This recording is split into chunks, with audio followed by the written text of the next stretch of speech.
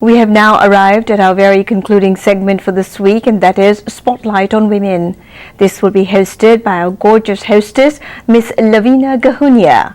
Today, her guest is Mrs. Prem Mehta, who's actually a visiting personality, and she is the National Treasurer of Sant Nirankar Mission. Let's see these two women in their dialogue. Hi, this is Loveena Gahunia. Welcome to Women's Worldview with the Spotlight on Women. Today we have Ms. Prem Mehta, a licensed clinical social worker from Chicago, Illinois. She is also an executive member of the Sant Nirankar Mission in America, as well as a treasurer. Welcome to the show, Ms. Mehta. Thank you very much. How are you doing today? I'm doing very well, thanks. So could you tell us a little bit about yourself and what shaped you to become the woman you are today? Well, I'll just begin with my education. I did my bachelor's degree from Kurukshetra University, where I got full scholarship. So when I came back home from doing my bachelor's, my family wanted me to be a teacher. And for some reason, I wanted to not be a teacher. One thing I knew for sure I did not want to be was teacher. So I found out a little bit more about social work that I was interested in, the field of social work. So I kind of sneaked and I applied for master's degree in social work training without my family's knowledge. I thought if I get admitted, then I can tell them why start problems ahead of time. And I did get admitted, at which time I said, I am wanting to be a social worker. And my family was not in favor of that. And they said, nobody is going to be anything social in our family. We are very conservative people. But I was very keen to be a social worker. So I had one weapon, the only weapon. I cried a lot. I didn't eat. I said, no, I want to be a social worker. So they kind of gave in, and I did apply. And I was already accepted, actually, for social work training. I did my master's in social work from Delhi School of Social Work. Soon after that, I came to the United States, at which time I applied and I received the job at Cook County Hospital, and I worked there for 32 years at Cook County Hospital. Wow, you're such a strong woman to have accepted, your own willpower. That's amazing. Thank you. So could you tell us about your experiences at the Cook County Hospital? Cook County Hospital was an amazing experience for me. That is the reason that I never changed jobs. I was there during my whole 32 years there. I started there as a line social worker, and I received many promotions. I became assistant supervisor, then assistant divisional director, then assistant director, and then finally I became the director of the department. And the other thing that I really had, something very close to my heart, is that I was able to change the role of the social worker at Cook County Hospital. Social workers used to actually do whatever the doctors told them to do. They would tell them, do this, and they would do them. And I felt like these staff members, they have master's degree, they are very trained and very qualified people. They don't have to follow doctors' orders or anything. So I worked with the administration of the hospital and the doctor administration, and we changed the role of the social worker, at which time social workers made their own assessments, they did their own work, and they became, in fact, equal member of the team at that time. That's amazing to hear. I'm very proud of that, actually. So what other organizations have you been involved with? Well, after I left Cook County Hospital, working there for 32 years, I felt like I wanted to give something back to my community, the Indian community. So I started working at Apna Ghar. I worked there for about 2 years for two reasons. One, I wanted to give something back to the community. The other one was for my own personal experience. I'm a single mom of 2 children, and my children were very young, and I had an arranged marriage, and it was a very big mismatch. It just wasn't working out. And I thought, for the sake of the children, I would really work very hard at it and make it work.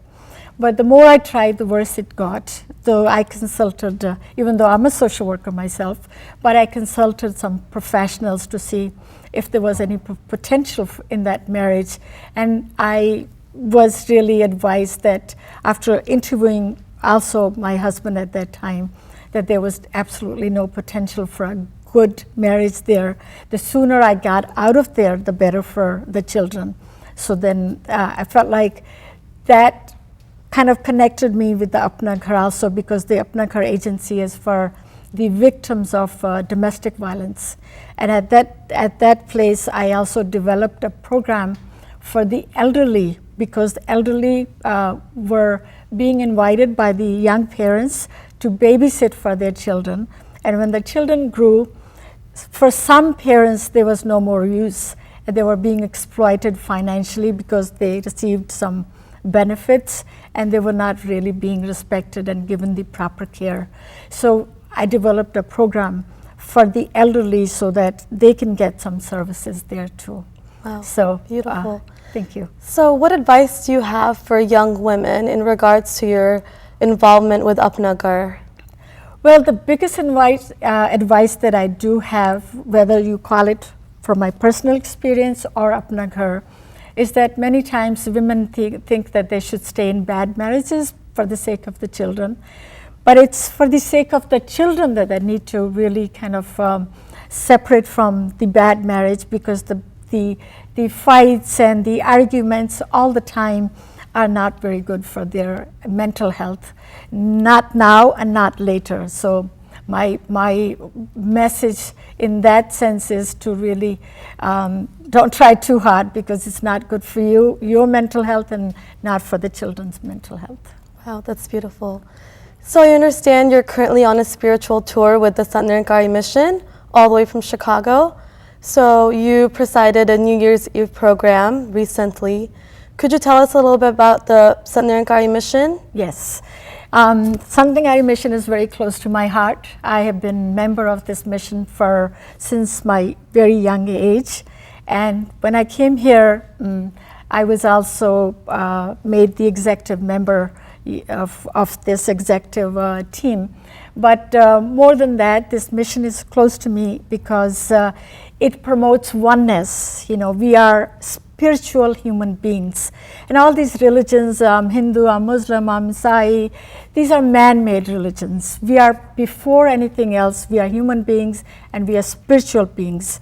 And this mission teaches us to kind of get to know that oneness in each other and respect that and love that. So that is the mission, that what teaches the philosophy of the mission.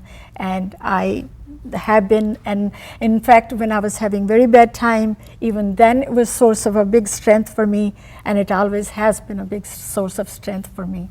So this is something that I would like for the viewers to even get to know this mission, and there will be, you know, if you are wondering, there will be another show just like this, which will be all, the details can be found out from that show.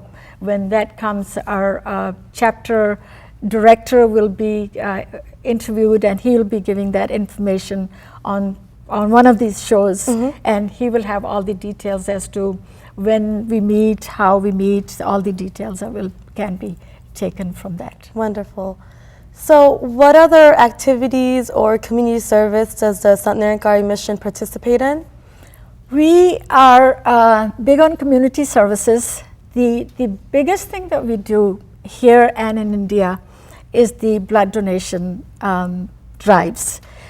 There's so much need for blood. As you know, blood saves 3 lives, in fact 1 unit of blood.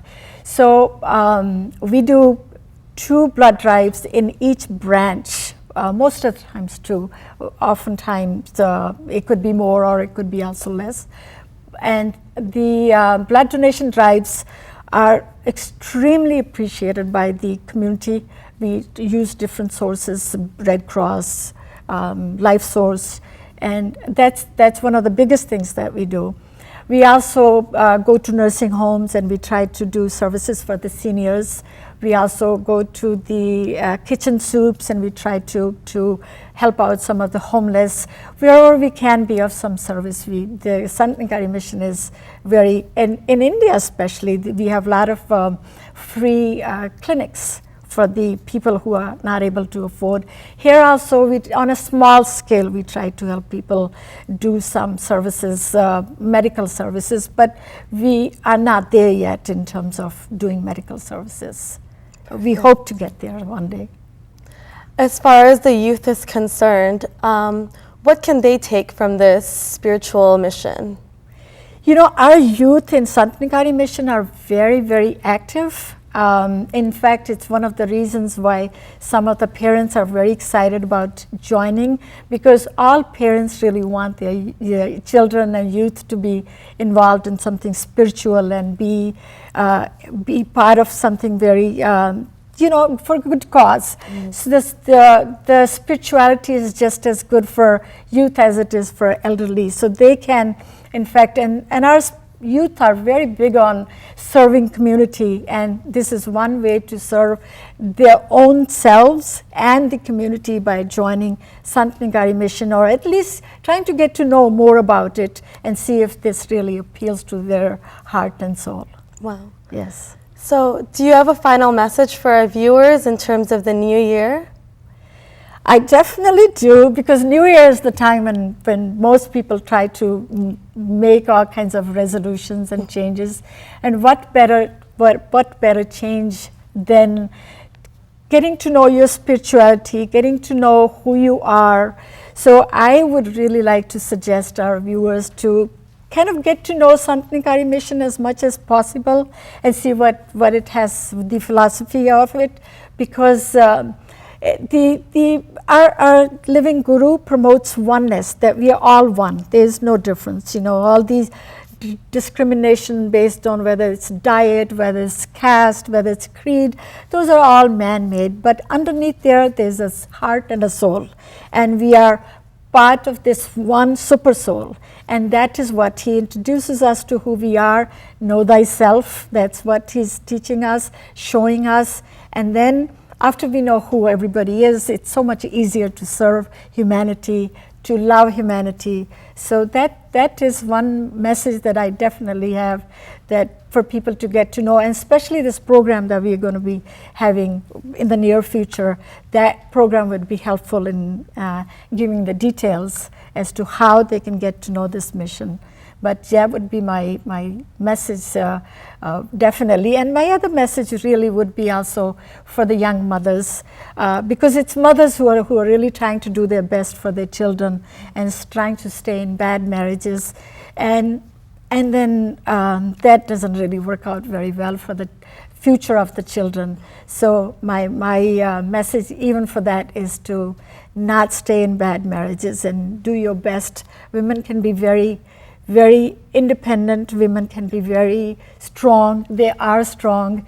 Just use your strength and be in charge. So that's wonderful advice. Thank you so much for being with us today. It was such a pleasure meeting and talking with you, and we would love to see you back on the show in the near future. Thank you very much for inviting me, and I would love to come back.